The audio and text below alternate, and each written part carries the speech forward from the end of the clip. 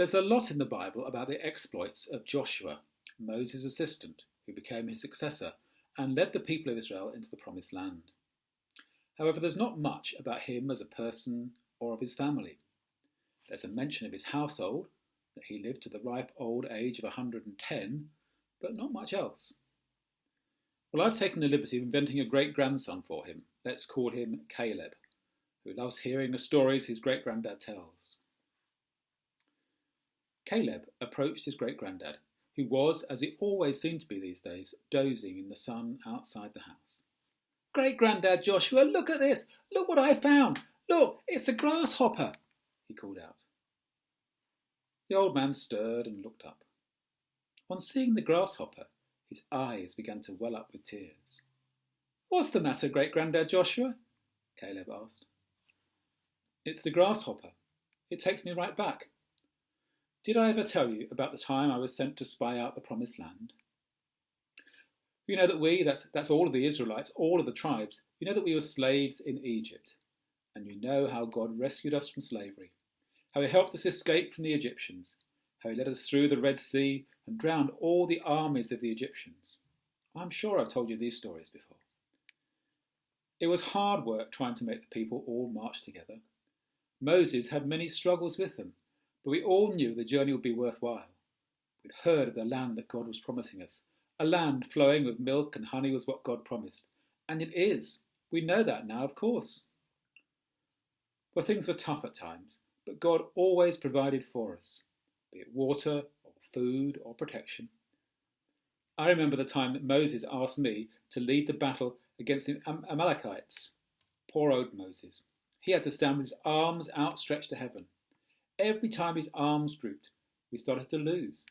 But as long as he kept his arms held high, we were on top. In the end, we had to get Aaron and Hur to hold his arms up high, one on each side, until we won. Makes me laugh just to think of it. Oh, but the grasshopper. Let me tell you about the grasshopper.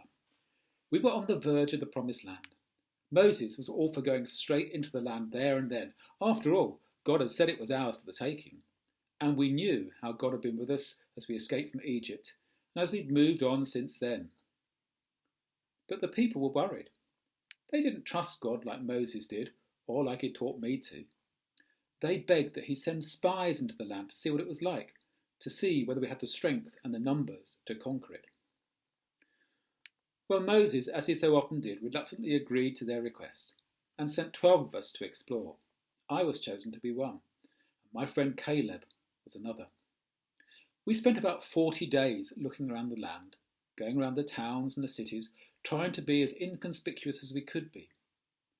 We carried back to the people some of the fruit of the land, grapes and pomegranates and figs, things that we just dreamt about since we left Egypt. I thought it looked wonderful, and I couldn't wait to get started. But some of the others felt differently. They were scared. Well, true, the cities were well fortified, and the people who lived there looked strong and well armed. But we had God with us, and we knew what that meant. I was amazed when the other spies started saying how the people who lived there were like giants, and we, in comparison, were like grasshoppers. Soon, all the people were terrified and started complaining to Moses again. Why couldn't we have just stayed in Egypt? Why did you lead us out here just to die? Well, Caleb and I tried to say it would be okay. We would conquer this land because God was with us. But no one listened. And that made God angry. That was when the wanderings began. It seemed like we wandered round and round in the wilderness for years, waiting for all those who had left Egypt to die. Only then could we enter the Promised Land, because God has said that no one who came out of Egypt, not even Moses, would be able to enter the Promised Land. Only me and Caleb, because we'd shown that we trusted in him. That's where you got your name from, of course, Caleb, my good friend Caleb. Joshua closed his eyes as if in deep thought, his mind recalling those days now in the distant past.